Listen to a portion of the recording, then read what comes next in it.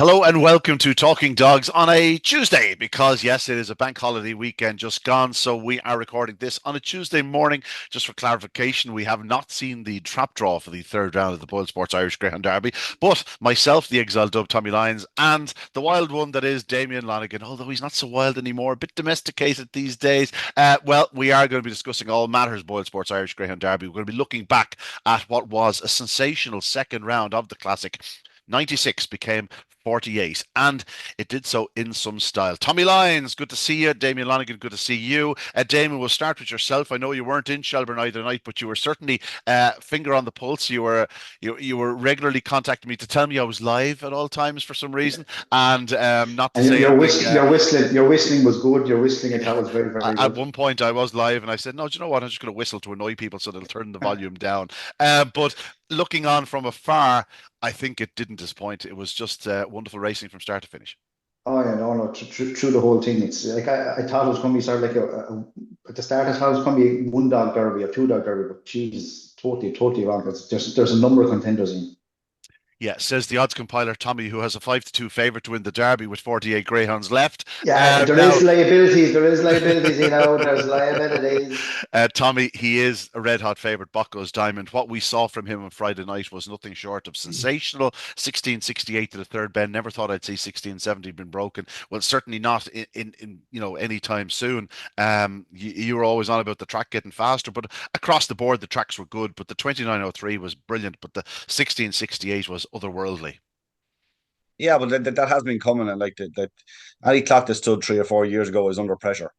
And that's just the reality, the way things have gone this year. We talked about it numerous times about the number of times the 28 seconds have been broken this year compared to last year and the like. So there's going to be a knock-on effect. The beauty of Bakos Diamond's performance, and there is obviously a concern if you back Bakos Diamond, and you couldn't possibly back him in 3-1 or 5-2 to win a derby now with 4 rounds to go. But like the beauty is that he can get better. I mean, he had two runs off a long break, and they were fine. He made a hash at the start, and one of them still managed to. I think he did he win. He did. Mhm. But like he came into Derby and stepped up for the first round. Came into the second round, stepped up again. And just because he did 1668 and 2903 doesn't mean he can't do 1665 and 2895 next week. That's the reality. That's the beauty of the performance. Of course, your issue, and there has to be one when you're talking about a dog that's 3-1 for a derby with 4 rounds to go, is that does he have a B game? Is it just all A game? Does it all have to be fly out and lead? If he gets a small bit of a bump, not much of a bump, is he under pressure to qualify? Does he have another side to him that he can qualify if things go wrong from it in any way, shape, or form? I mean, he's coming back at a rate of knots, or no, or the dogs that are finishing at a rate of knots. In the heat the other night. So how much does he get away with to still qualify? Because we have a great blend. Damien said it a minute ago about the quality of the dogs, and there's more than one dog involved in this derby. There certainly is. But we have a great blend at the top of the market with dogs that can fly home as well, really rattle from halfway. So I mean, there's quite a bit of running to be done to win this derby yet. Yeah, from an odds compiler's point of view, from a trading point of view, Damien, you look and probably want to lay as many of the early paces as you possibly can. I noticed the couple that were notably clipped, let's say on Friday and Saturday, were the likes of Tono, Charlie, and the Bull Falcon, because all of a sudden this derby was getting a bit top heavy with the early speedsters, and those dogs, you know. They're going to get a dream run in behind greyhounds. Like even Callaway Kinagare, he's been beaten again, but like it's going to take a hell of a dog to, it's going to take a hell of a contest to keep him out of the frame. The Bull Falcon, and listen, Tono Charlie, look what a run from him from behind. But those types of dogs, you'd expect them nearly at this point to be in the semi-finals of a derby. Yeah, but it's funny. Like, when you look at the specials there that were priced up in, normally the inside, because of volume of numbers, is always favours. But this year, it's all outside. So, from a punting point of view, if you could find a dog on the inside with a bit of variability, like these outside on like Bombay Pats, March on Freddy's, Cheap Sandwiches, when the derby, they're going to meet some nights. And like, there's dogs that if one of these dogs gets drawn outside the other, it could be curtains, like, because they all can't Yeah. lead. So like it's when these ones got like, if the old, if they draw the old way and draw out six dogs and your wide seats and not have it spread out, it makes it more it makes it safer doing where we are now. But you should go back to the old way and put them all on together, and the best dog come out and win it. Like. Said like a true odds compiler there, Tommy. I Someone that literally wants to throw a bomb in, like pull the pin, throw the grenade in, and let's see how they fall. But it's I basically think like he's right though. yeah, Tommy. It's basically like having two dogs in the same ownership now when they're two wide seeds. They're kept apart. Like, do you know what I mean? Like Peter Cumber and two dogs that own themselves, and the two of them ended up in the same heat. Yes, these wide seeds are going to be all kept apart now for as long as possible. I can see why welfare and safe racing, but you want to see March on Freddy and Bakos Diamond taking on each other. You do. That's what the public want. Like But there's still a chance. You know what I mean? Like there's still going to be two wide seeds in a lot of heats. I know, but in the area rounds though, they're not. They're going to be totally well spread out. But look, it is what it is now. But like they're so like. Would you like even what I was talking to you on the way home from racing and writing, Bannabola the gym? Like, do Yeah. you want to be drawn on the outside of him? I don't know if you want to be drawn the inside of him either the way he's running. He's absolutely flying. Yeah. No, like we did, like you will have some good races. We had Carrick Aldo and Bakos Diamond the other night, but like, yeah, I think Damien is right though. I think it should be an open draw. I mean, I think we're doing too much to kind of, I don't know what we want. I mean, if you say you can't have 4 or 5 wide seeds in a race, well, you can have 5 or 6 inside seeds in a race. The same thing. You can say a six dog can, or say the six dog, if it's an inside seed, can cause carnage going in or whatever. It's just Greyhound racing. It's just Sure Greyhound racing, and it that's happens I every. know. I believe though that I listen. I'm fully in favor of spreading out the seeds. To be honest, I think we have a lot more wide seeds than we would have had I, normally, and a few more middles because at least they are guaranteed to be drawn in their box. Whereas you were in a point where middle seeds were going, we're not going to put a middle on it, we'll stick them in as an inside because we're going to be drawn out in six every night. And you know, I fully subscribe to spreading out the seeds, and we're not going back anytime soon. And it we're never going back. Simple as that. it makes it easier for you to commentary when they're all in the right boxes. It makes your job way easier too. Ian.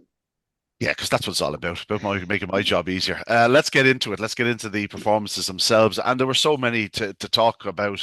We won't do heat by heat just yet. We'll focus on the best runs on each night, and then maybe glance through the remaining contests. There was lots to talk about.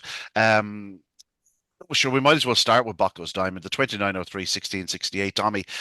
It was flawless. Damien Lonigan fell into the old trap. I quoted this a few times over the weekend. I remember Teddy Hegarty telling us after, I think it was the semi-finals of the Easter Cup, that Premier Fantasy would never ever go faster. And he smashed the clock in the final. He didn't go faster. He went considerably faster. You look at the sectionals and you go, just there's no way that dog can ever improve on that. Well, I'd say there is because like he's 12:35 home as he's strengthened up. Who's to say he can't do a 12:25 next week? Like the 16:68 is going to be hard to repeat, no question about it. He's going to need to do everything right, but he's done it once. He can certainly do it again. And given his early speed, if any dog's ever going to do it a second time, it's Bakos Diamond. I'm not entirely convinced that the 1668 isn't, he can't repeat it or whatever. He can. Um, he went from 360 tonight. He missed it completely when he beat Cheap Sandwiches. 343 in the first round, 335 the other night, and it didn't look like he absolutely flew. He probably broke better than he normally does, but he didn't get going straight away. He's is exceptionally fast and there's potential for improvement. But it was a funny race in some ways. We talked about the potential of Carrick Aldo. Carrick Aldo figured out that there's a difference between Derby first round and Derby second round. And there's going to be a difference between Derby second and third and quarter final. It just gets hotter and hotter. Carrick Aldo is a terrific dog. We love him on here. We've talked about him a lot. He was impressive in the first round. He looked like he stayed perfectly well. But when Bakos Diamond led him and led, like I didn't think there was a dog alive that could do what Bakos Diamond did to him to the third bend, to put 5 lengths between them. I think that was sensational. Now, like we talked about Tuono Charlie, another dog that we absolutely have raved about on here, and he's a fantastic dog. But like, I wouldn't like to get carried away with that one. For a dog who lacks early pace, he got the most. It was the most perfect makeup of a race. You have a dog who showed ridiculous early pace, has gone clear. You have a dog in second who's an early pacer who's we're not sure, the trip isn't exactly ideal, but it's he gets it clear in second, and Tuono Charlie managed to have an absolute solo in third. And even the Carrick the dog left a gap up the inside from fly when he needed to. I mean, it's a brilliant run because he's doing 29-13. It's a brilliant run regardless. But the thing is, the difference between what Carrick-Aldo found between first and second round, Toronto Charlie will find between second and third round when he gets a bit hotter. And if he's 10 lengths behind Bakos Diamond or any dog going to the third bend, he's going to need, there'll be 5 dogs in front of him or 4 dogs in front of him, quite likely. And next thing, it's about tracking and stepping in and out, and 29-30 and becoming 29-33. So, I mean, look at, we love that dog. If he's not a candidate for dog of the year already, I don't know what is. I mean, he's been the story of the year. He's been absolutely sensational. But like, there's so much more to do between now and the end of the Derby. It did look good. And it was good to see that a dog that does so much over 750 can do the 29-13 alone. But I think Bakos Diamond was actually, despite being a length and a half, the official distance, he was different league. And that's what he was the other night, to be honest. I tend to agree with you in a lot of that. Tono Charlie, I'm not too worried about him going up and up into the company that he's going to be going up into. The same with the likes of the Bold Freddy or Bold Falcon and the aforementioned Callaway Kinnegar, because I think it will get to a point where it'll be all early speed. Really, it's not too many in the middle. It's either stamina or it's early speed. Like the rest are sort of been rooted out at present.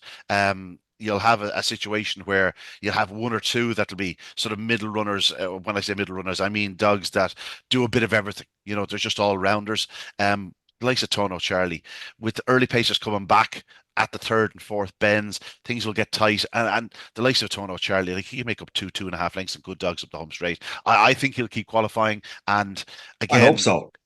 we've after seen it in the last two derbies, the likes of Ben's Teddy and Crafty Kokoro. And now what you said is true. Both of them got stopped in their run at the third bend in the final when it got very hot. And listen, it could well be the case for this year's big finisher, whichever it is that gets through all the rounds. Do you know what I mean? But yeah, it was a hell of a run. He's definitely gone sub 12 seconds from the third bend, which is awesome, just absolutely awesome. But when it comes down to it, the length and a half might as well have been 10 lengths. Bakos Diamond was different gravy to his rivals, pure and simple. Damo, you reacted. He's 5-2 with yourselves. Of course, you have liabilities. One or two of the other firms going a bit of 3-1, but like 5-2, 3-1. I'm not sure anybody's getting stuck into those prices at this stage. You'd be surprised. You'd be surprised. Yeah. His run to Turbine, I'm not the opinion. Like, I don't think he can. I don't think it's possible for him to go better than what he did to the Turbine. If he's going to improve the time, I think he might be stayed a bit better. But from what we've seen, I don't think he's a stout stayer. He's not a stout stayer. Like, do you know what I mean? I think he's probably. He's probably a 5-5. I think he's a 5-5 dog who's getting the 5. Like your typical last couple of years Derby dogs. Do you know what I mean? But can he go better than that halfway? No. And will he stay stronger? I think that's it now. We're talking like a 29.03. That's an unbelievable run. He doesn't have to improve a yard. He doesn't have, like, it's going to be some train performance for Mr. Holland if he can keep the revs up with his dog the whole way through the Derby. And there's no reason why he can't. Yeah, it's a big ask if he's fully revved. I'm not sure he is fully revved, Tommy. We've seen from the past that Graham doesn't have to tend to have them fully revved coming into it. Like he only had the 2 starts prior to the Derby after a layoff. What I liked about it the other night was the 3:35. Tommy, we've spoken about this before in Greyhounds. If you look at his splits in Kilkenny, they got faster to the competition, 4:31, 4:27, 4:29, and then 4:25 in the final. In Cork, 4:30 or 3:31, 3:31, 3:26, and in the final 3:25. And then you look at his Shelbourne Park sectionals, with the sort of, you take out that 3:30, 3:60, but like, I'm not sure what his first 5:51 was because it's not declared, but it was around the 3:45, 3:48 mark, I'd imagine. But he's done 3:43 and now 3:35. And who's to say, we've seen one dog already doing a 3:33, that this fellow can't do a 3:33. And all of a sudden, there's 2 spots again. I don't think we've seen the end of him. Carrick-Aldo, it is worth the mention that he did everything right in the opening round, got loose in the bunny, 29:42. The other evening, sort of missed the beat, a skip. He just missed a slight bit at the start. compared to the previous week, although his sectional wouldn't suggest that. But he does 29:38. He actually goes faster. I thought he ran a hell of a race in defeat. It's just a case of his heart has been broken. Like the dog in front is just going absolutely hell for leather. The fact that he was probably 5 behind down into the third bend and he's beaten 5 on the line suggests that he's after running his race. This isn't a greyhound that's just going to fall away. Nothing in his previous form would suggest that he was going to do so, but it was just encouraging that he kept on going to be only beaten 5 lengths at the line, which is a fair achievement, Tommy. Like the fact that we're saying that about him sort of highlights the brilliance of the winner. It just means he's falling away at the same rate that Bakos Diamond is. There's 5 legs between them both. Look at Bakos Diamond is doing so much. Caracallo is doing so much early that they're not seeing out the 550 strongly at the moment. Anyway, look, it's Bakos Diamond can improve. I have no doubt he can improve. I can see a slight improvement in the sections because again, it's down to the fact that they're all everything is improving at the moment in terms of the clocks and tracks over the last few months. Caracaldo, I don't see where he's going to improve at this stage. He's a much more exposed dog at this stage. Terrific greyhound, and he'll be a thorn in the side of whoever he's drawn beside anyway in the next round, regardless of who that is, whether it's Bakos Diamond or March on Freddy or whoever else, Bombay Pat. To honor Charlie, I don't like I wasn't pointing out what I think about the race to run down to honor Charlie. Could never do that. It's just been a superstar, but it was a brilliant race in one way. But like when you can do something utterly sensational, like Bakos Diamond did to third bend, that's what deserves to win derbies. Now there'll be other dogs do similar things over the next couple of weeks, or do something like that over the next couple of weeks, and hopefully we'll have a derby final where we're struggling to find a winner because we think it's that hot. But that couldn't have been a better run on the night. And actually, funnily enough, while I was watching the heats that night, I was thinking, geez, the track doesn't seem that fast tonight. And he came out and did 29:03. I got a text the following night from a fella saying, Ian, do you think the track's probably about 10 or 15 back? And I went, I am seeing no evidence of that whatsoever. Check for Surges did 29:88 in the open round, or the opening had race on the card, and the grade at 4 years of age, I've been left in front, like he didn't even lead. And then I think about 5 minutes later, Balnabola Jim popped up with a 29:07 run. So I think the track is running very, very well. Obviously, there's plenty of moisture, and when you're talking the track's well plated, well maintained, like the track should be fine once it's not heavy rain or really, really cold. As it was a pretty mild weekend in Dublin, and the rain has been very friendly to us. It stopped just that lovely time before racing, and everything's been pretty 100% in terms of the track thus far. So let touch wood, we don't get one night where it's an absolute deluge all day and all night and it turns into a swamp. But at present, we're going the right way. Let's talk about one or two of the other performances on the Friday evening. Beg your pardon, looking at the wrong card. Obviously, we saw 7 beats in 29:39. I beg your pardon, the Bull Falcon to 29:39. 7 beats 29:37. He was pretty impressive, Tommy. This was a start where this was a race where he needed to get a start to hold Tarzan Massai into the corner. I put it in right, and I thought they probably would lead up short grip off 11 start, and that's exactly how it happened. It was actually nearly the ideal draw for 7 beats, so much so that you'd nearly consider a change to middle seed with them, just beyond the inside of those types of dogs. But 16:96, 29:37, he's been a model of consistency. We know he has a 29:18 in his card, but at present, that 29:37 is absolutely perfect. And Jennifer has her kennels humming a tune at present. Look, he's a terrifically professional dog. And if you were to say to me now, where do you think you stand in relative to Derby, you'd say he's just going to come up slightly shy, which might mean semi-final or something like that. I think you make a good point. I would prefer him to be on the left of a few of those early pacers, just to try get a run, because he can lead a lot of the inside early pace that's in the competition.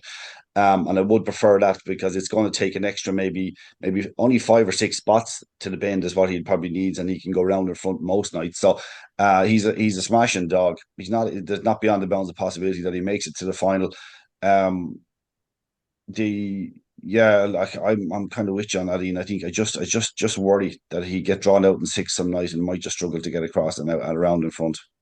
It's funny, in a normal derby you'd have no fear with him out there, but I just think there's so much brute early speed at the top of this It could, this and market. look, Damien made a point earlier on. He's right. It could be a case that some night 2 or 3 of the big early pacers from the outside get knocked out, and all of a sudden that might be the place to be. So look, things are going to change a lot, but at the moment, He's thoroughly professional, a really likable dog.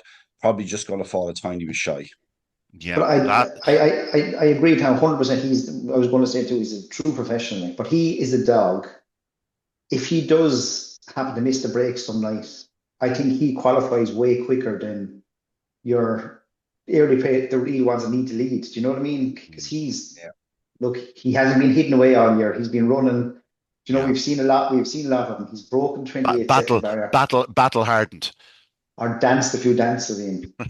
You love that But one. You love that one there, Mo. but he's definitely a dog that you have no. If he turned third some night, he's not going out of Derby. Like you Yeah, just know he's not going out of Derby. we also must point out the fact that he absolutely pushed Bakos Diamond to the pin of his collar in a 550 to 2 and went toe to toe. And you do it Yeah, once, you can do it again. yeah, And I think the important factor there was he was on the inside of Bakos Diamond that night, and that's where you'd want him drawn. The inside of the Bakos Diamond, the Bombay Pats, the March on Freddy's going forward, just to make sure that you get first run at them or you get a chance to get first run at them. Fine run from him. Tarzan Amasai again ran a big race in second spot. If they'd been reversed, I could have easily seen Tarzan Amasai doing the 29:37, 16:96. Thought he lost nothing in defeat. He's just a really solid greyhound, Tommy. Just one of those dogs where just he doesn't seem to have a real weakness. And again, like Seven Beach, may find one or two too sharp for him later in the derby, but at the moment, like he's a dog you don't want to see on your inside.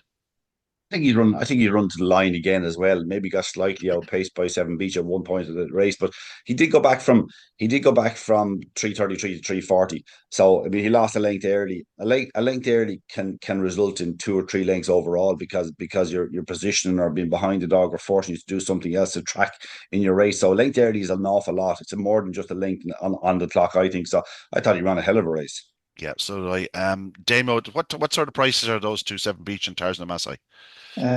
Seven Beach still around 16 to 1, and Tarson Masai is 25s. 25 to 1. You'll have a few nibbles, I'm sure, that sort of price. We go back to Heat 4. Um, Frustrating for me to watch. Untold Dollar. Tommy, unless he finds his trapping boots, he, that's 3 races in a row now where he's just arrived at the wrong time at that third bend and forced to check his stride. And you get to the point where you wonder to yourself, is he sort of now half expecting it? And that's the issue. I'd love to see him get loose some night because I think there's a 29-20 in him. He's beaten back into third spot in the end because the Bull Falcon, once turning third, like if the dogs had wing mirrors, they'd be looking in at plenty. Check for Cash set a really strong gallop. He ran very well from the front. He does a 17:08 to the third bend. I thought it might have been a fraction faster, but 17:08 still a hell of a run, of course. 29:39. The Bull Falcon picks him up in wins and neck. Good run by first, second, and third. Where do you start? The Bull Falcon, he's going to be hard to keep out of frame. Yeah, look, it's for the likes of that dog, you need what you need is a good early pacer who's going to set a pace and get away from greyhounds and leave a bit of a gap in behind, as they're coming back. The Bull Falcon, we've talked about him a lot over the last while. He has a lot of pace. Check for Cash, good early pace. Untold Dollar, his issue is that he hasn't got the pace anywhere. And I don't, what I mean by that is the that X factor exceptional kind of pace that can either get you out in front or rattle home like the Bull Falcon or Toronto Charlie or some of these dogs. He doesn't have that finishing pace, and he doesn't have the early pace of the Bombay Pats or Bakos Diamond or whatever. So he's going to get himself into trouble. He has enough early pace to get around in front some nights, but probably not often enough for me to think that he's going to be a dog that will qualify all the way to the final. Yeah, Damien, you've been running scared of the Bull Falcon since before he ran his first race. He just seems to have hounded you all year. It's like I'd say you'd be in the shops looking behind you to see if the Bull Falcon's there. I'm sure you were absolutely overjoyed to see him here in the third round of the Derby with a serious claims.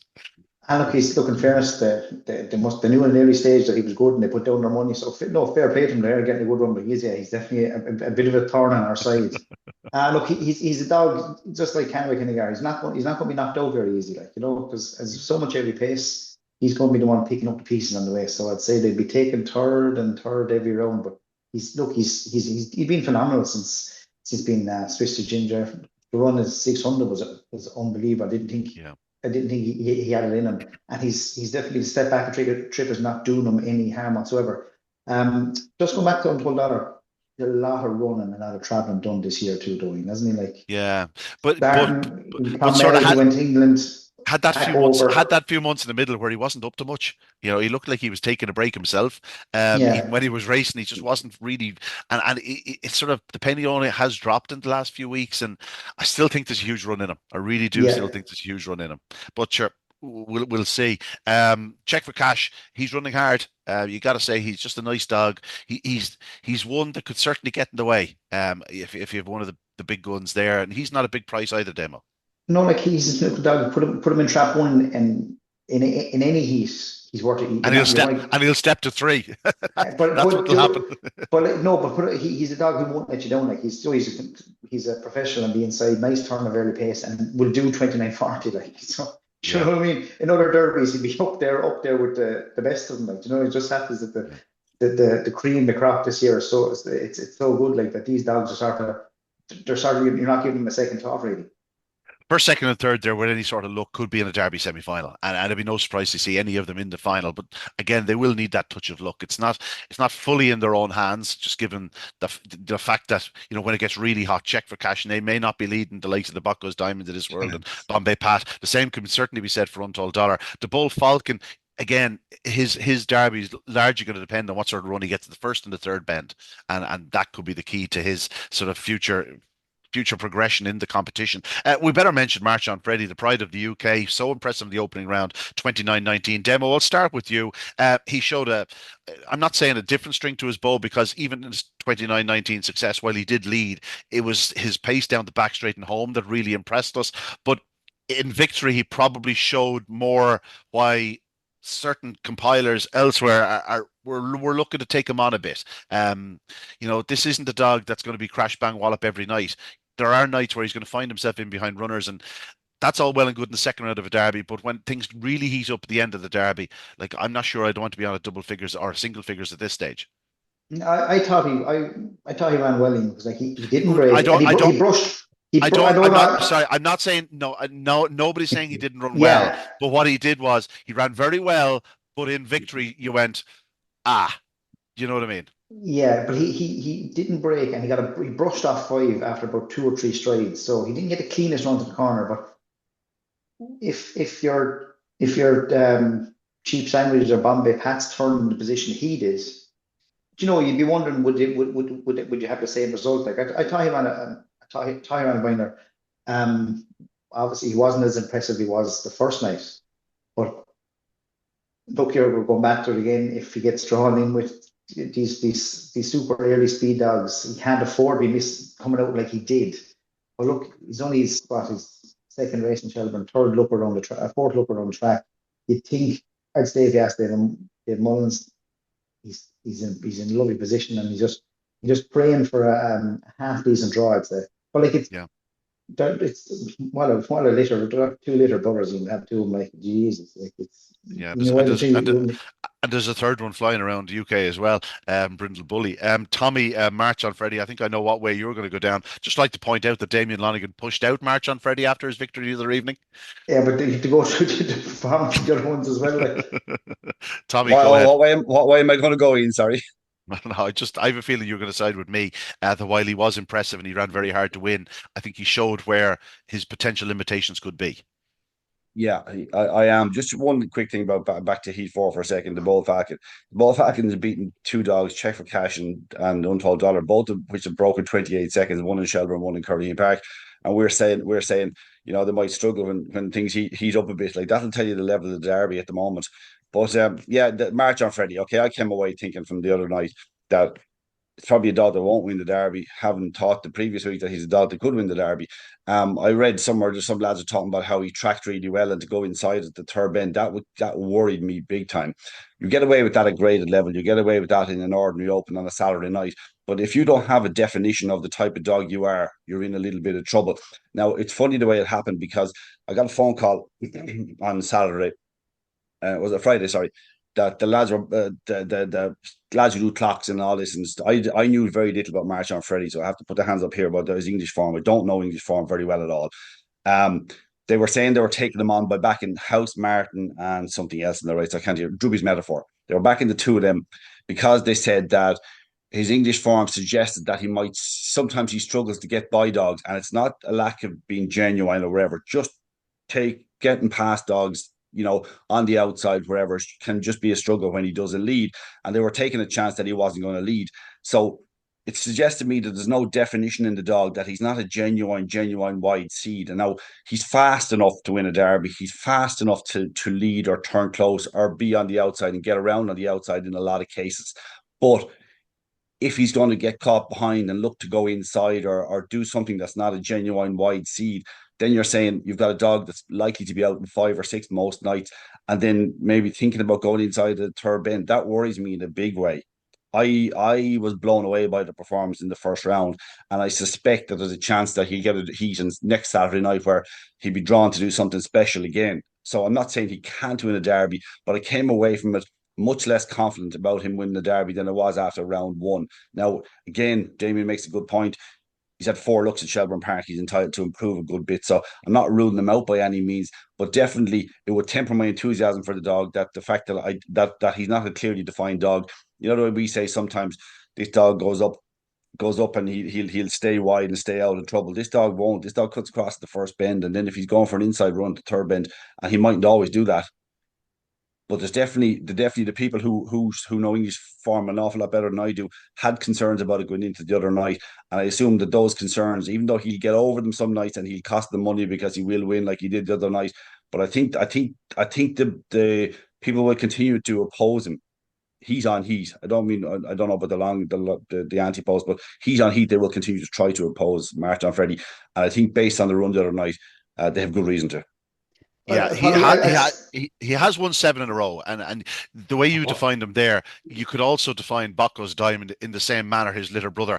But the problem is Bakos Diamond is going to be clear of those dogs, so he can go wherever he wants, because he will cut inwards into the opening corner, whereas March on Freddy's not going to be in a position where he might be trying to edge inwards at a time when, as you say, there might be dogs in front of him. But we are being hypercritical here in the sense where he has now won 7 in a row. Like, he was still very raw prior to those 7 in a row. He'd only had a handful of starts, so he is entitled to still be learning on the game. What we do know is he's physically all there. There's nothing he can't achieve. Ability-wise, he's all there.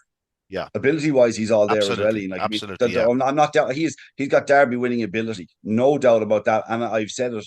I said it last week, and I've said it over the last few months when we talked about the potential for British Raiders. We need them in the competition, and we need them to go far. So hopefully, March on Freddy, if he got to the final, it would be huge for in terms of just exposure in the UK. I know we get some exposure because it's the Irish Derby, but like it's important for the exposure. So I wish him well and hope that if he goes and wins the Derby, fair play to him. It's not that long since. When was the last one? Was it Tom's the best? No, 1997. Yeah. Yeah, Tom's the best. Like it can happen, and it is important. But I just came away like, it's hypercritical again because he's a single figure dog. But I thought, actually, I have to say, I thought I'm often critical of these, that the bookmaker changes, they reflected exactly what I thought. They kept March on Freddy similar, or even pushed him out slightly, shortened up Bombay Pat, shortened up the laddie a little bit. Callaway Kinnegar stayed where he was. Cheap Sandwiches pretty much stayed. I thought most of the reaction was right in terms of that, because their reaction that say 8 or 9 to 1, eight. Well, the reaction to March on Freddy being 8 to 1, like, it's pretty much what he was. I think that's fair. If you still like the dog and were blown away in the first round, and you want to take a chance that, hey, he's better than he showed the other night, well, then you're getting a chance to have a pop at it if you want to do that. So I think it tells its own story, but I agree with it. I agree with what happened there. Do you remember, was he popular after the opener? Go on. The March on Friday was in the final is that puppy competition in Nottingham. Nottingham, yeah. What he done to Fire and Ice that night? Like, that was like Fire and Ice. They went around for it and starts putting up 23 60s and 50, what he done to him that night was incredible. Tommy, if you get a chance watch that race, like in the final of the competition, you have to say you ragged him as an understatement. Like, I think he let him go free to the corner. Like, so that was the semi-final. The semi-final. Yeah. Like, what was I thought that was the night I kind of this is and that night I was thinking that he's still not going to come over here. Do you know what I mean? Yeah, that was the night. That was the night he broke the track record, and it's worth pointing out. Like, Nottingham is a track that holds the likes of the Eclipse. It held the Derby for a couple of years. Like, it hosts the very best of the UK, and for him to break a track record there over 500 meters tells you all you need to know about the dog. When he gets loose around a place like Nottingham, similar to Shelbourne Park, he's going to do a big run. The problem we're talking about is getting loose, Tommy, That's what we're talking about going forward, isn't it? It's look at it's if he well, if he's going to lead or if he's going to turn a length behind Bakos Diamond down to the third bend, he's going to win. We talked about that last week, and like I've no doubt, it's just about getting that position. This we're being hypercritical as you said, Ian, and that's because we're trying to find a Derby winner in a red hot year. I mean, I think I go back a lot to the Irish Sprint Cup and Mm. how good that was and the depth of quality in that. And like you're talking about dogs setting new clocks, 1668s and the likes of that. There's no room for error anymore. This is Yeah. as I say, this is senior hurling now. Like this is And proper stuff. So that's why we're being the calendar has really worked in the favor of the Derby. The dogs that went to England have had any amount of time to recover. The Ledger and the Laurels suffered because of the Derby's timing, however. And dogs are now like we're in a situation where these dogs are fresh as a daisy, a lot of them, you and you they're capable of you producing their very best because they haven't been overly raced. Yeah, you're in one way you're right, but like if we get four wet Saturday nights in a row, I mean, Yeah, how is a dog like Bakos Diamond going to cope with that? We don't know, but I think if we did, the likes of a March on Freddy would cope with it exceptionally well yeah, because yeah, yeah. because I think he's not dependent on flying out, although we know he can lead at night. So, look, he's not out of winning the Derby, but but I would be less confident after the other night than I was after the first round. Right. Ian, what was the stat you came up with the other night? Was it 70 seconds was broke only twice in last year's Derby? Was it? Yeah, it was broken only twice in last year's Derby, both by the other Kobe. Um, I think we're already on. I have it open here actually. I think we're already on one, two, three, four, five, six. Yeah, we've it's already been broken 9 times in this year's Derby. Now that's unreal. And like my biggest worry coming into switching dates in the Derby was November. It's gonna be cold, wet. Track's gonna be bad. I, The I, track, I, the track I, is absolutely everyone seems to forget that the off National its Puppy Stake game. every year for many years has been producing some of the fastest times of the year. Like the track record of 525 yards was broken in December. Like Shelbourne Park doesn't really suffer from the cold as much as other places, right down by the coast, and it's like climate around there just seems to be a bit more temperate. Like it's the problem is if the rain arrives. And that's what Tommy said. Those you give them 2 or 3 weeks of fecking heavy rain, and all of a sudden track gets heavy, and dogs start to feel it in their legs. At the moment, they're not feeling it in their legs. There's no question. But Listen, we got to get on here. Like we're only halfway through no, Friday. but I, I've got to get I, to it. I've got to get to a Derby draw here, Damo. but you have to see, no, but Shelbourne, in fairness to the ground staff there, like it could mill rain all afternoon. The early trials could have to be called off. The track is so bad. Yet by 7:30, you'll see 28:30 put on the first race. Like, so it is. Once the rain stops, Yes, it's not yes. it's not as fast training as they used to be 10 years ago, let's say. But I agree with you. Once the rain stops, it can rain all day, but once the rain stops an hour before racing, you're fine, and the track will be in great nick. A couple more we want to mention from the Friday night. A Grange Clare lady demo. I'll let you talk about this lady. Of course, you'd probably have had her at the end of the lead on more than one occasion. She just seems to be loving life. She much like her dam. It took her a few starts to really find her feet, but I'll tell you what, the other evening in a contest full of early speed, she was terrific. 16.93 to the third bend. She's just razor sharp, so likable. Yes, she struggles to see out the trip fully, but she's doing 29.43. So like she's not exactly stopping to a halt. No, I remember Owen was blown about her. I think if you look at her first a couple of college time trains or Yarky when it was Yarky do you know what I mean? So Mm. he always thought the world of her, but geez, I thought she battled fair hard, didn't I know? I thought going up the home straight, I said she's going to be swallowed up here now. Like, she did show some guts now, just to stick out. And we're thinking she only done 29.43. That's a Yeah. 28:10 run. It's a Yeah. 28:10 run. Do you know what I mean? So it was a phenomenal run from an unbelievable litter. I Glenn remember. Garmart, Go go ahead. on, sorry, go on. I remember a time when 29.57 was done twice in the one night, both of them equaling the track record. That's not all that long ago. Yeah, Glengar Martha, she's still coming out of season demo, so she wasn't finding an awful lot up the home straight, and the fact that Hawkfield Blue was closing sort of rapidly on the two of them would suggest that neither of them were hammering up the home straight. But I thought it was a big run by first, second, and third. Glengar Martha is more than entitled to come on for the run. And Grange Clare Lady just seems to keep improving, like 29.89 in the opening round, 29.43 this week. Just there's a chance she'll go a bit faster. Of the inside ones, she could have as much airy pace as any of them. Do you know what I mean? So when she get drawn too far out, she could be okay. Tommy, I still lament the night I looked at the wrong reserve in Curraheen Park. And I looked at the Curraheen reserve instead of Grange Clare Lady, and she came out and won the heat at about 3-1, and I was talking to myself for about a fortnight, I'd say. yeah, Anyway. I remember that myself. Right, we'll go through the other heats because we have to get to Saturday night. The opening heat was a dead heat between Kapuka Warrior and Toolmaker Curio. Kapuka Warrior did find his way to the front. Toolmaker Curio got up his inside. I think he headed him briefly off the final turn up the whole run in, but Kapuka Warrior rallied to get there on the line. Back in third, just a half length further back was That's It Jack. I know Liam Cahill and the boys were there supporting their charge. Magical Sapphire is very unlucky in the contest, but 29.88 and that one, lads. Just yeah. Kapuka Warrior is just a professional from the inside. He was installed a favourite. I'd say that would have made a difference to you, Damo, the dead heat. If he'd been beaten at the second spot, it would have been a lovely result. Oh yeah, it did. Look, it got to knife after a good start. I know it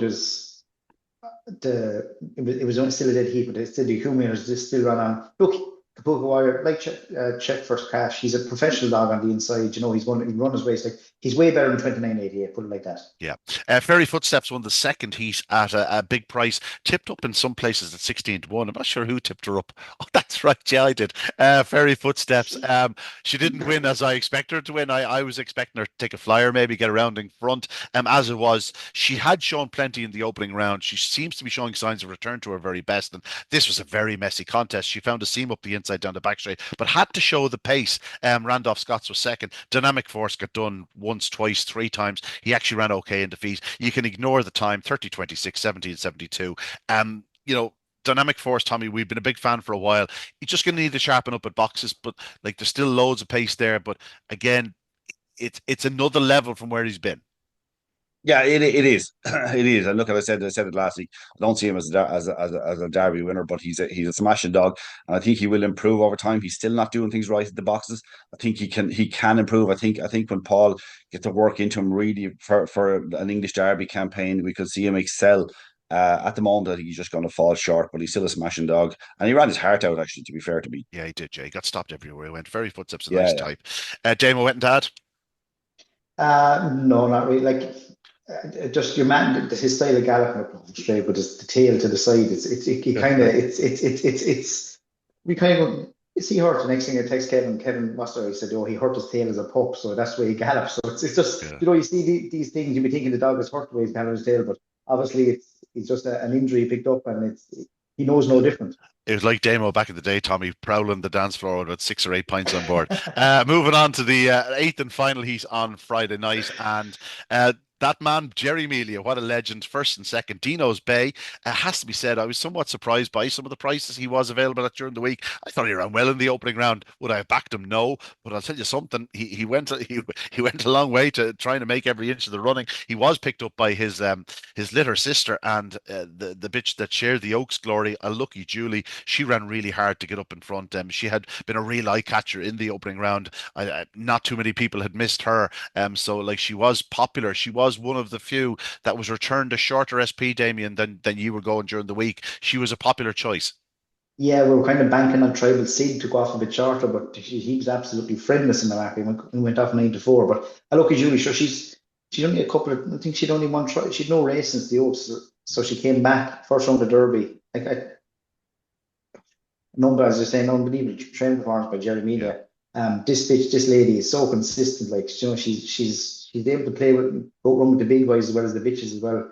I think will she be found wanting when she meets the likes of Bakos and that? I think she will. But She won't be able to pick up them two handy, and she is no, going to give no them a way. start. Now, she is capable of a faster start, but like, I'm not sure she can ever lead this type of company. I thought she broke well. Undulation, She broke well.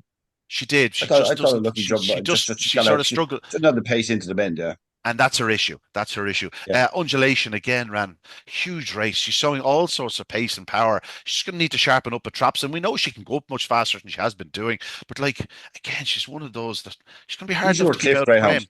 She's your Cliff Greyhound. there's a touch of a cliff about her now. I did back her the other evening, it has to be said. But like I thought she showed all sorts of pace. She's running very, very well. And I'd say she's very, very fresh in herself. She was lightly raced coming into the competition, and maybe that's sort of just bouncing around in boxes. And someone told me that she tends to. She was pawing the other evening, so maybe she is still very fresh in herself. But that's Friday night. Anything else to add on Friday night demo? No, just it was the track. I think if you ask me, I think you were saying about track being slow. Well, it's slow, but I think the tracks were similar on both nights. So there was no real difference if you're marking the tracks. If you were clocking, you're putting 10 slow or 5 slow. But no, there was a couple of taking performance, and obviously, but Bakos was a standout on the night.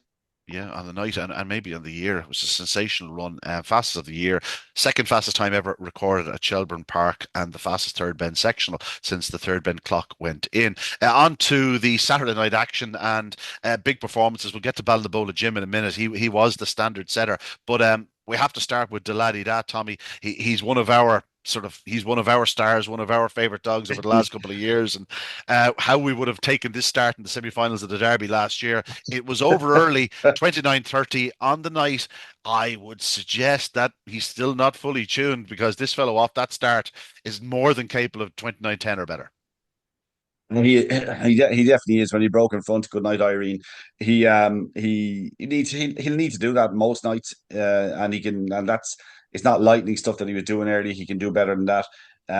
Yeah, we'd have given our right heat for that last year, like being on the 50s and each way and the whole lot just to get to the final. So I don't know whether I like him or I hate the dog, but anyway, it's one or the other. But I know he has tons of ability. That's a nice improvement on what he showed the previous week when things didn't go right for him. And I just expect Liam Dowling is deadly at just slow progress, slow progress, slow progress. Yeah. Get him to the semi final, give him every chance, and hopefully, this wasn't slow progress, though. You do this money, yeah. I know what you mean. It still was. He's better than that. Yeah, Extra Gain was second, and back in third was for Clonfert Danny. John Young still there, pitching Damo Clonfert Danny. You've been listening to me talk about this lady for a few weeks. I just really like her. I think she's talented. She's not going to win a derby, but she's very strong. And I'll tell you something. I've mentioned it a couple of times in the last week. She has an absolute, she's a ringer for next year's Mullingar Cesarewitch. She's just made for the place. She loves Mullingar track, and the step up to 600 yards would really suit her. I think the second, third ran absolute blinders here, especially Extra Gain. I Extra Gain dismissed. I said, I'm not a hope in this race, but I thought he ran an absolute blinder. To finish as fast as he did behind Deladdy Da takes some doing now. Yeah, Deladdy Da was one of the few that you cut at the head of the market, outside of the favourite, obviously enough. You were suitably impressed, and if he keeps finding starts like that, he's a player. It's because he's an inside seed. Yeah. And he's capable of doing runs like that. That's what you're looking for when you're doing the anti-post, redoing it. You're thinking, right, what inside dog can I cut? Because the outside ones are going to start coming together a bit. So he was the one that sort of stood out. So I'd say he would have been probably maybe got overcut, but look, rather be safe than sorry. Yeah. Let's move on to Ballinabula Jim. I just want to mention to Laddie that I forgave him when he triumphed in Toaster and left me horse for 3 days. Moving on to Heat 13 in the BoyleSports Irish Greyhound Derby. Ballinabula Jim, Big Jim, Tommy. We've spoken ad nauseum about this fellow over the last while, but I think there's no question this fellow has just absolutely flourished in recent weeks, and I think he's on a run of 6 in a row. He's 90 pounds. He was up 1 pound the other evening to weigh in again at 90 pounds, and he looked like a sprightly 65-year-old bitch the way he popped out of boxes and never looked like he was coming back to them. He left no room for, just left no gap for the remainder. Mustang Fever actually broke her own heart trying to stay with him.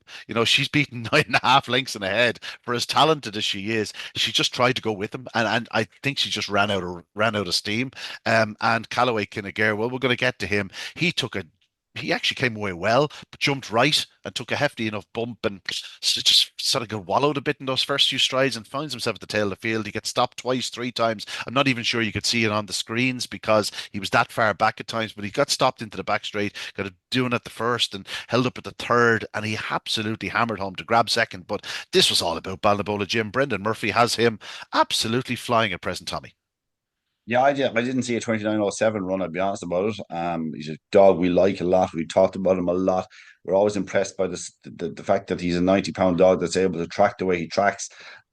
He's just in exceptionally good form. It was a funny one early. He moved in and Mustang Fever switched out, and just that was about the excitement of the race because it was over when he got around in front, the way he stays. Um, Callaway Kinnegar wasn't making any ground on him from the last bend to the escape, really. But would you expect it to after all the trouble it got early? No. But it ran an exceptional race to finish second Yeah. with everything that went wrong in the race. Um, wasn't the strongest. That's where your concern is for Callaway Kinnegar. It wasn't the strongest heat. And he'll just again need to sharpen up and try avoiding that early trouble is absolutely key. But like you said earlier on, progressing, he's probably going, or Damien said it, he's probably going to progress most nights because of that just raw ability.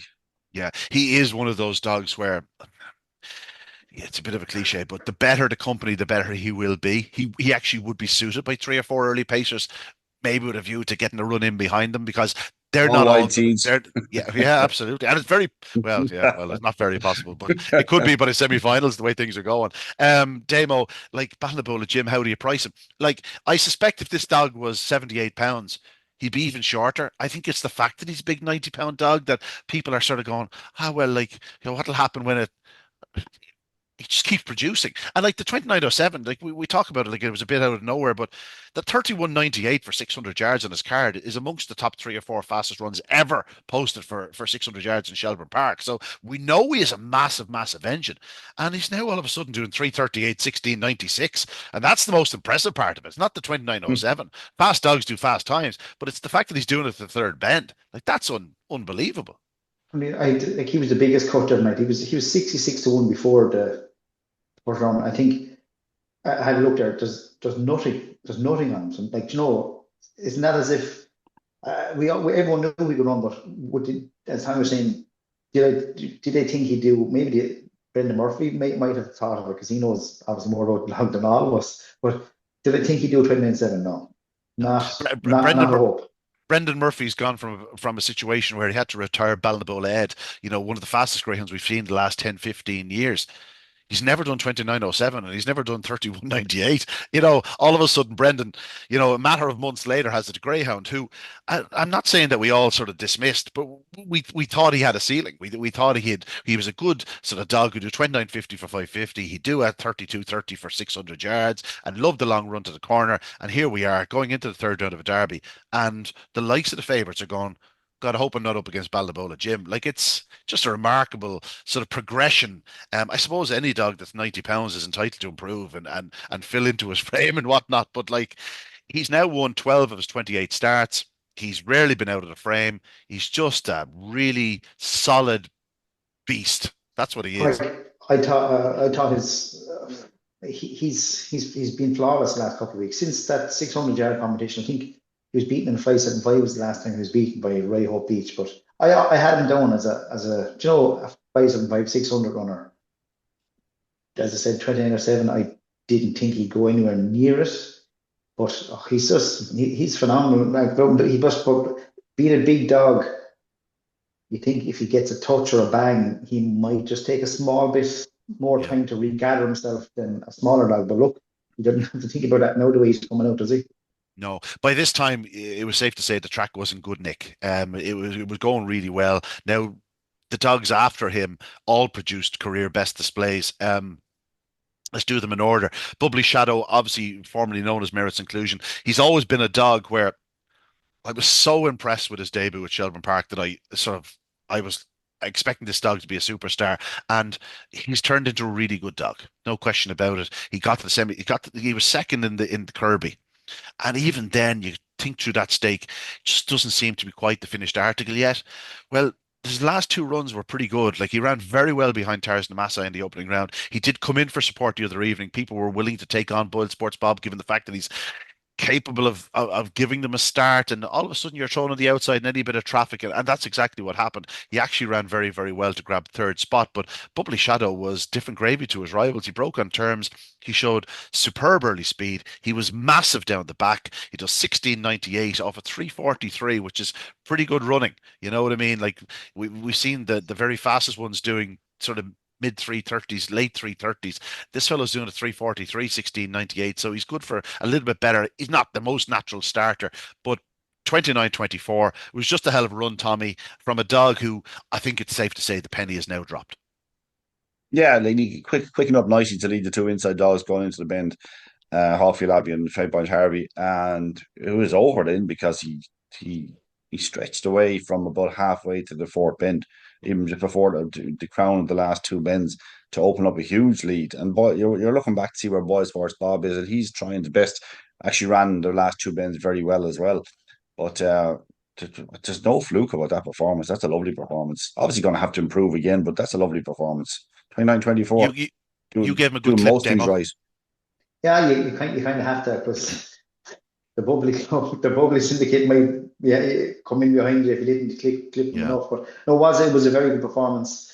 But of course, Bob is always vulnerable no matter what price. Like if he's ever odds on, he's just a dog that you might take a chance on laying, because look, the night he came back, his first run back in Shelbourne, he took off. He led 29:30 something, I think, Yeah. leading. He done the Yeah. same Yeah. in Toaster one night, so he's capable of doing that. But look, he's one of the ones on the outside that are, you don't have to. He doesn't have to lead to qualify. Yeah. So he's a dog. I know Paul Hennessy. Kevin normally does all the talking, but remember Paul telling me about this dog at the end of last year, saying that he's a dog, and he says they wouldn't swap him for anything, and I can see where he's coming from. Yeah, he's a massive, massive engine. He's going to need to sharpen up, but at the same time, he doesn't need to lead. The pace he showed to qualify was, yeah, pretty spectacular. Like he looked dead and buried off the second bend. Like he's beaten 6 lengths in ahead. Like at one point, he could be 16 lengths behind. Like that's how he was. He was a mile behind. Um, Scooby Pacemaker won at a big price in Heat 15. I gave him absolutely no chance from the draw. Like this was the dog I would only be tempted to back on the inside. I have often put him down as a dog that doesn't start and doesn't stay. Well, he started, and by God did he stay. His clock home was 11.97. Like that's similar to what Tono Charlie was doing in the previous evening. Scooby Pacemaker, I this really did catch me unawares. He popped out, he edged in, and yes, there probably was a lack of early speed around him, but he drove to the corner, got around, and then Deadly Choice just arrives with a rush down into the third bend. You think, here comes Deadly Choice. Demo, you've been on about this dog for a long, long time. You're expecting him to pick him up. Not only did he not pick him up, but Scooby Pacemaker kicked again on the last bend. As I said, 11.97 home. I was doing the review with Kevin, and it was only when I was working out the sectionals going, did I get that sectional right? And I was looking at Kevin's card, 17.19. I was going, he's doing 11.97 home, Kevin. Like I only sort of dawned on me there. That was unbelievable. 29.16. That's like he's doing 17.19. 29.16 off 17.19 is unbelievable. Or like okay, we're talking about, we're kind of are surprised, like, but like he has a 28:02 try on his card and Yeah, 29:30 try on his card. Do you he know? was, So he was a Kirby finalist. Like he's a very talented yeah, dog, but again, I just he was a dog I would generally oppose because he doesn't start well enough generally, and I've never seen him storming home to pick up dogs. On that run, he can storm home all he likes. He'll be picking up plenty. like he goes off 16-1. Like, do you know, you would never see a Jennifer O'Donnell going off right. Do you know, John Mitchell might have a few quitting or something like that, but like 16-1, like that's that. Like not many people could have fancied him, but the run was phenomenal, and it's only now that the way you're talking about rating against Tuno Charlie's clock home. That was something very special. Yeah, Tommy, out of left field. Were you expecting this? No, worried about the draw. To be honest about it, didn't think he could. Now look, like you said it there, and that's a very very important point. That if you're looking at him as a potential derby and you have to pick up, and there wasn't an awful lot of early pace. Dashing Toro nearly went up with him, to within three quarters of length of him, and actually he was very lucky. He had three polite greyhounds inside him Mm. because they kind of crowded together a bit and brushed off each other a few times and allowed Scooby Pacemaker to get in front. What he did from when he was in front was deeply impressive, but was going to need to sharpen up quite a bit. Now, obviously, it depends on draws. You get a favourable draw and the like. Deadly Choice ran a cracker, just could never get near the one in front. And then the dead heat. My opinion on dead heats is that you shouldn't have an option to toss a coin. It's an awful way to go out of any competition, an awful way to go out of a derby. I think there should be reruns. Um, and that's what's happening. I don't have any issue with it. It's very unfortunate in terms of draws and all that, the way things happened. You have two opposite seeds, and you have a dog traveling from England. I mean, that's about as awkward as it could actually happen. This is probably the It's worst it's case it's scenario. it's a 5 million to 1 chance. Like when you think It's about more than all that. the, yeah, Of It's the more dogs than and that. derby. It's yeah. way more than that. It's the worst, and it's the worst possible scenario in terms of And the gas thing is winning. they can try and change the rules and whatnot. Be 50 years before this happens again. Like it might never happen again. If we ever see it again in our lifetimes, it's Yeah. unlikely, to be honest about it. It's The it's the it's perfect very storm, as they unfortunate. say. Yeah.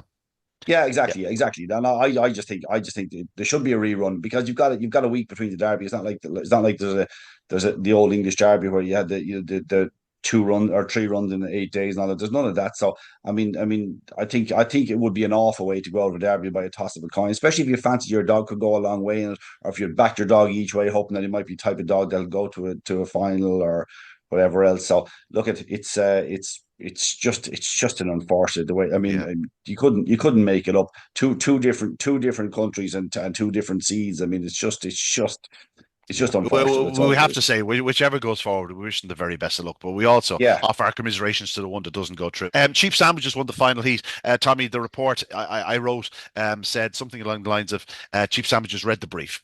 He was sent off a long odds on favourite. He was out in six. He broke on terms. He showed great early speed. He quickened into a comfortable advantage. He raced on to win in 29:20.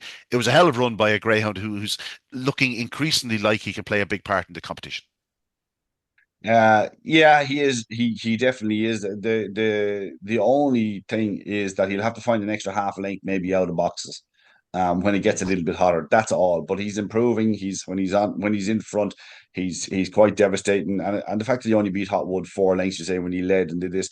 Hotwood is a fast dog. I remember fancying it to go well I'd say in the produce stakes. Was it? Did he run the produce stakes? I Yeah, think he did.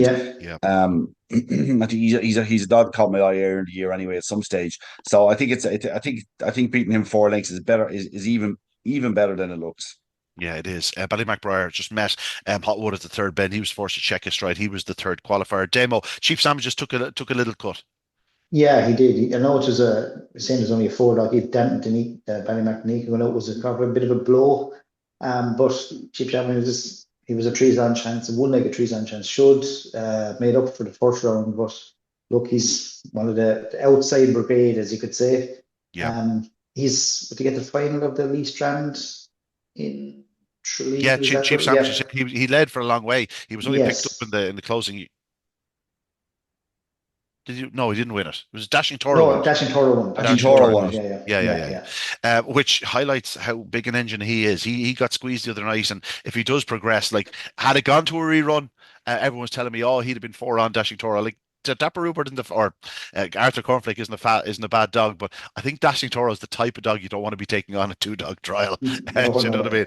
mean? But yeah, Cheap Sandwiches. I was very impressed, suitably impressed, and I continue to be impressed by him. I thought he ran a hell of a race in victory there.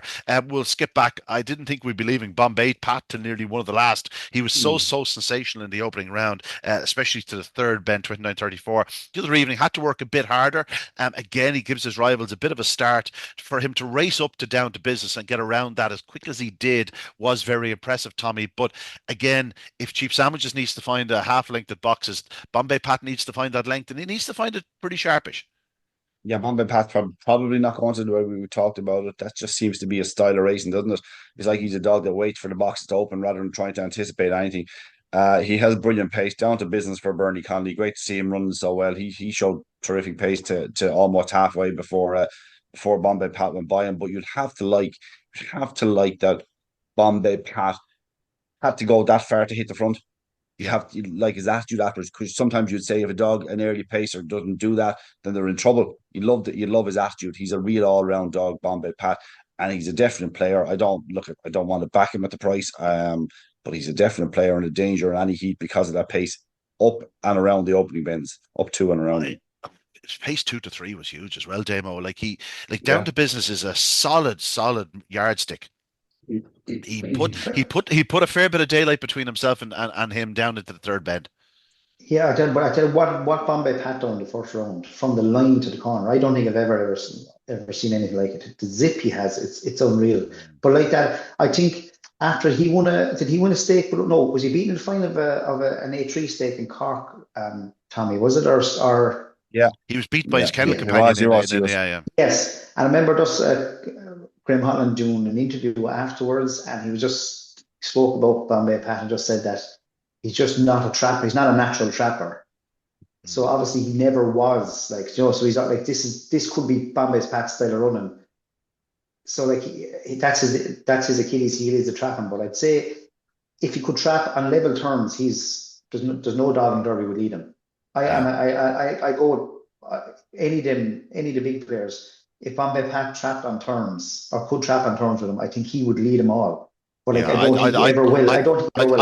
I'll take Bakos Diamond in the match race there now. Which is just put it out there, okay? But what he done last week from line to the corner, I don't. Yeah, it was. It It was. was. Don't get me wrong. It was unbelievable. I'm sure Bakos Diamond would have done the same though. Just 1668 and all that. And what we've seen him do to unbelievable greyhounds as well. But no, I agree with you. He's got a huge acceleration. There's no question about it. But I'm afraid that first stride or two is a slight issue. What I did notice the other evening, Tommy, he probably didn't get racing as quickly as he had the previous week because he skewed right a bit. He just took that step right at boxes. May have cost him just that length of momentum into the opening bend. His three runs in that A3 staple on in Curry Park, 342, 340, 338. Like Yeah. they're 15 to 20 spots, about 15 spots certainly away from top class. If you're going to get found out with not breaking, you'll get found out over 525 in Curry Park. His 346, 347, the 2 rounds of Derby thus far are pretty similar to that level. So Yeah. he's showing the same thing. Now you'd imagine because of the longer run to the bend and he should suit him and help give him the opportunity to get around in front more often. But it is a concern. He is phenomenally fast. And I love the attitude. I love the attitude of him. The other night, particularly, just went down to business, put it up to him. But like, there'll be more than down to business to put it up to him the next week. So Yeah. just interesting to see where he goes from here. I think round 3 will tell a lot about his genuine claims because he's already at a price where he's a leading fancy. He's a second favorite with most firms actually. So I mean, I think we'll find out whether he's genuinely a second favorite or not this weekend. Yeah. Black Eye Turbo, my old pal, ran on very strongly for third spot. She's just one that could sneak through another round or two, just given the fact that she finished like a train after encountering traffic problems her last 2 starts. Heat 11 went to Robbie's Galaxy. I would say this was one demo where you breathed a sigh of relief. I assume that Superfast Gordon was very popular with punters. Again, a dog who at short prices I'd be more than willing to take on most nights, but I thought into the third bend he had done enough. Now I was all over Robbie's Galaxy. It took every inch of the 550. He ran like a 600-yard dog running over 550, but he showed real sort of determination. He really stuck his neck out. I mean, he should be sending on his tips beforehand rather than just telling us Oh after. yeah, Fancy these. Do you know what I mean? brilliant, He's brilliant after, he's brilliant after the fact. Unbelievable. I would go say I'm as good as any man after the fact. No, Oh no, the that best. was the turning point for us Saturday night, that result. And I tell you, first looking at it on SAS in the office, I thought 6 is well up. Do you know, never do. Seen the Yeah. photograph. Yeah. Ooh. I'm certainly not calling it because like it was No, short head and short head. Like Southwood Stan was there as well. Like he was yeah, only beating that. You know what I mean? It yeah. was a remarkable race because Southwood Stan led early. Superfast Gordon sort of charged. There was actually a cheer from the crowd off the second bend. They were like, "Oh, go on, Stan! Yeah, no, go on, Gordon!" And he headed Southwood Stan, and you'd expect Southwood Stan would probably have then gone on to be beaten sort of length or two, but he rallied to the cause as well. And all of a sudden, Robbie's Galaxy came around the outside, and yeah, a three-way photo finish, 29.66. Tommy, it was just one of those. It was great racing. It was really competitive action. Yeah, look at it. I thought Superfast Gordon was the bet of the round. Didn't get on him because he was available at 2 to 1 and 15 to 8 with two firms that I don't think anybody can bet with. And they like I just thought this is ridiculous price. And somebody I said it to a couple of lads, I said, if you can get on that, get on it. And they said, what price should he be? I said he should be odds on. And he did everything wrong, he's only beating the short head, to be honest about it. If you break, he should be able to break and turn a lot closer than he did the other night and go on and win that heat. I did think he was vulnerable when he even when he hit the front around between the third and the crown, the third and fourth bends. But Robbie's Galaxy is a strong stayer, and Southwood Stand, to be fair, like you said, did battle back. There was nothing in it, but I actually thought that was a gilt edged opportunity for Superfast Gordon. So I was kind of disappointed with it, to be honest. Yeah, he's a dog that he has. He's very rarely got loose in Shelbourne Park. And that's something that just sort of plays on the back of my mind. Maybe it's just he's racing that bit hotter company in Dublin and probably doesn't get the opportunity to get loose on the bunny too often That around was there. an opportunity. That was an opportunity to get Yeah, loose on the bunny. yeah, it's still a Derby heat though. You know He what I won't, mean? And he will no. You still no. He won't like if that was running a Saturday night in the middle of March, you'd say it was a decent open race. That's what you'd say. yeah, yeah, yeah, yeah. The last time he led around the corner at Shelbourne Park was February 17th, actually, Tommy, a very famous day for Irish Greyhound racing. My birthday. Uh, you can see You him saw that laughing. coming, Damien, You can didn't you? see him laughing. You can see him laughing as soon as I said it. Mm. And he's had probably about 7 or 8 races since then around Shelbourne. So that's where you sort of take the view in. Pat Buckley did have a winner though, and this was a dog who, Damien, I must say, he sort of evaded me, Beano's Podge, but I think one or two of the Shrutis were on this fellow. He was returned shorter than the prices during the week. A lot to like about this dog. Just I really liked the way he went about it. When the gap was there, he took it, and just looked. Why I Bonnie Lad was in front of him about a length and a quarter into the back straight, and the Beano's Podge dog was sort of edging off with a view to going around. And as Why I Bonnie Lad was drifting, he just made up his mind, and it was a absolute split second thing. In he went and through. And really like this dog. He's only lightly raced. It was only his eighth start, but a lot to like about him. And I'd say one or two punters were on this fellow. Yeah, he didn't go. He didn't go on back, but like just he thought his track at the third bend. Like he could have went. There's a spot in that third bend where you go on the inside. It's curtains for you. He just picked his spot perfectly and shot through. Now, why Bonninal probably isn't running as well as he was, but it still was a very, very taken performance. Like Singlang Dolly in behind with Kennel Mate flying home. But no, Venus Padre, he was a dog I knew nothing about before the Derby. Hmm. But look, he's starting to come into it now. I wouldn't have him down as the one of the top inside runners in the Derby. But look, he's done everything right Saturday night.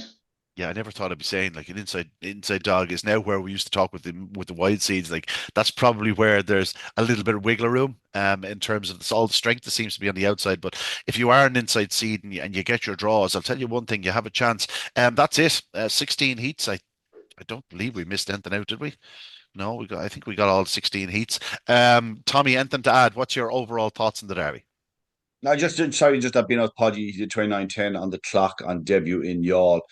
Clearly a fast dog. Now Yall is a fast track than it used to be, but it's still a huge run on debut.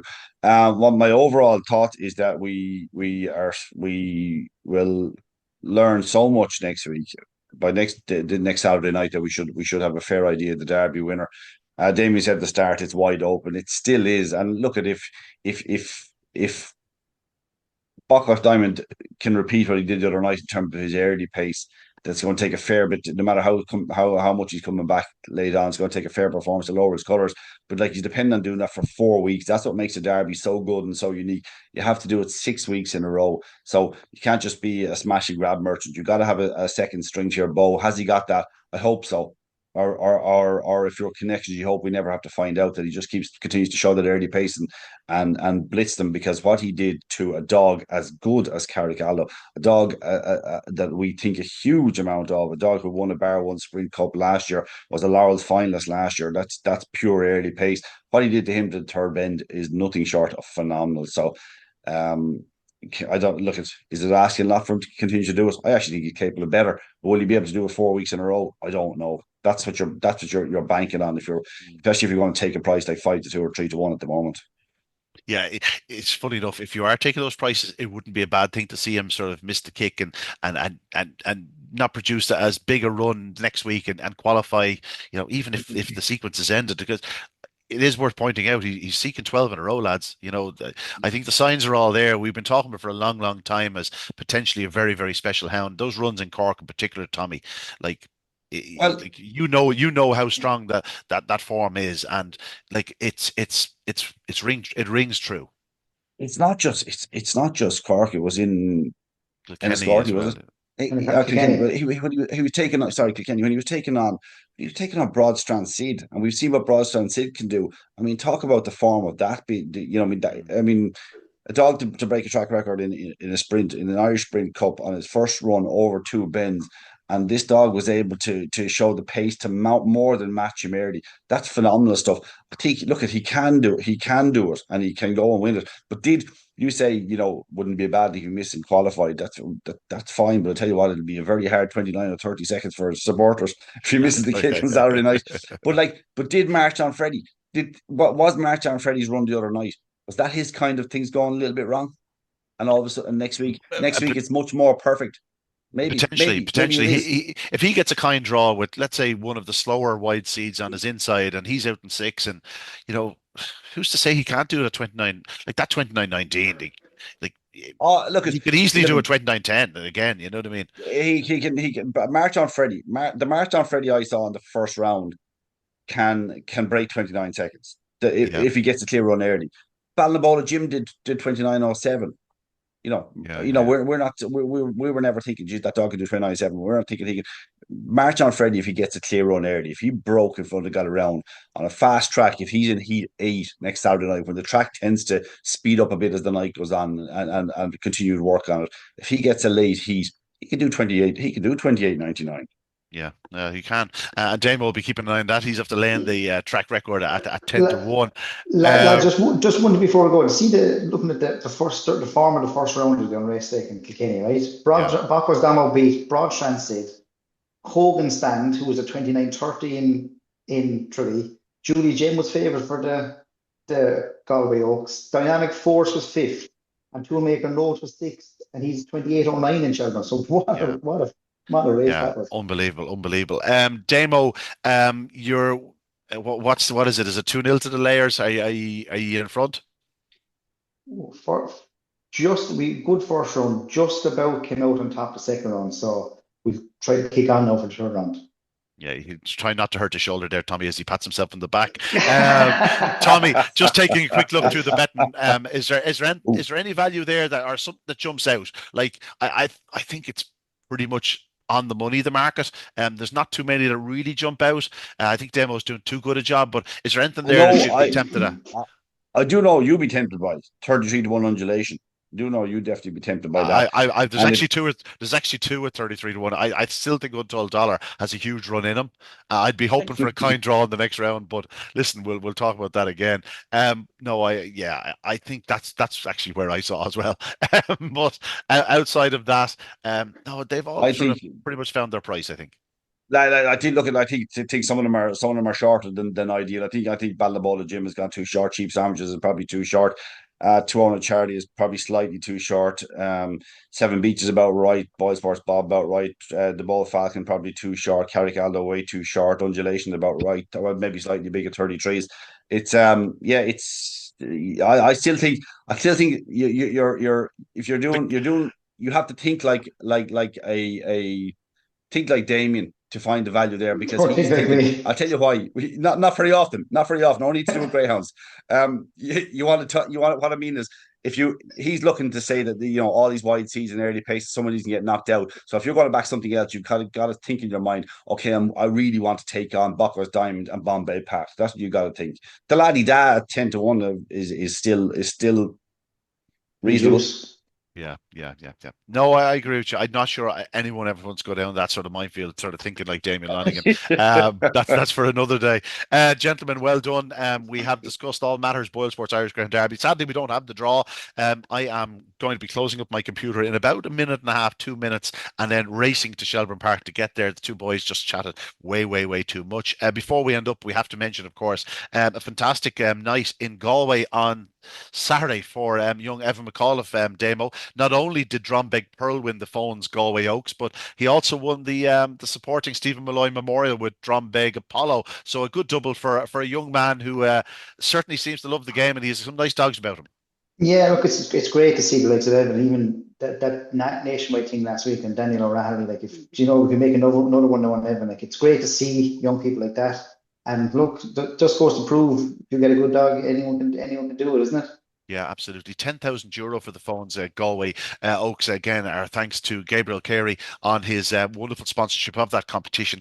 It's been a really good competition the last 2 or 3 years. This year, obviously with the Derby, it sort of falls a little bit behind, but it'll be back in a prominent position next year. You know, when it's out of the Derby shadow, and it really is great for Galway to have this type of competition. Tommy, we've said it ad nauseum. We probably mentioned it every second week for the last 2 years that it's important for tracks like this to have their night, their occasion, and the Galway Oaks final is a cracking night. And I've just been impressed by Galway, what I've seen of it, and I do think that like having my social media is a good tool when it's used properly, which very seldom is. But like, you know, getting stuff up there and getting the videos of Galway and even talking about it on here, it gives it a bit more of a profile. And I think the likes of Galway deserves that and needs that as well. It's great for Evan McAuliffe, and I have to echo what Damien said about Daniel O'Reilly. I had to text Daniel after the piece the other night, on Nationwide. He came across as a real credit to the sport. I thought it was an excellent piece, and it was nice to see He's a a, bit of he's a levity. far more sensible young fella than any of the three of us were. Well, He's that would be he's hard. he That would doesn't not be hard, in fairness. he doesn't have your influencing. And don't start. You're 2 years older than me, right? You were the one leading me astray. Yeah. That's it, gentlemen. I also want to mention Kilkenny. Actually, sorry, there was a tremendous winner. Lemon Monday was a tremendous winner of the Time Greyhound Nutrition A3 down there, €5,000 prize. Also a good winner of the Kennedy Cup at Limerick on Saturday night. That was won by, bear with me, God, my head has gone terrible. Ashmore Susie. Ashmore Susie, for course. I'm surprised Damo didn't mention that, Tommy. Did you forget to mention that, Damo? Well, I was good over another Susie Sap, another one of the Susie Sap. I Yeah, think he's Susie winning one Sapphire. litre, hasn't won a race yet, so some Yeah, litre. for John Boyle and Paul Hennessy winning in 28:53. There was also a big runner in the big win for Hope's Teddy in the second round of the Michael Geico Sullivan Memorial A1525. And we have to finish off.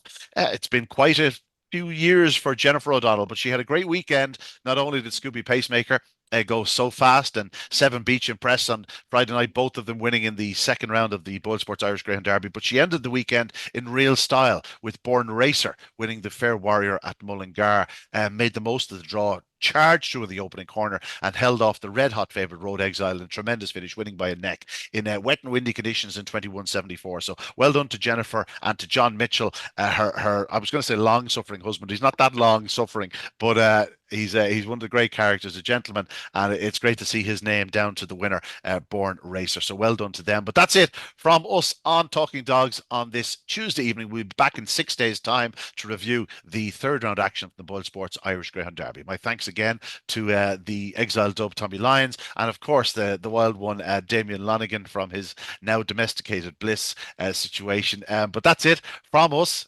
Keep in tune. Make sure to keep following this BoyleSports Irish Greyhound Derby. It really is coming to a boil at just the right rate of knots, and all roads lead to November 23rd. But that's it from us. As I say goodbye, I'm going to be closing my computer and racing to Shelbourne Park for the third round draw. By the time you're watching this, you will know it, and perhaps it will aid you in your future selections. But that's it from us. We'll see you next time.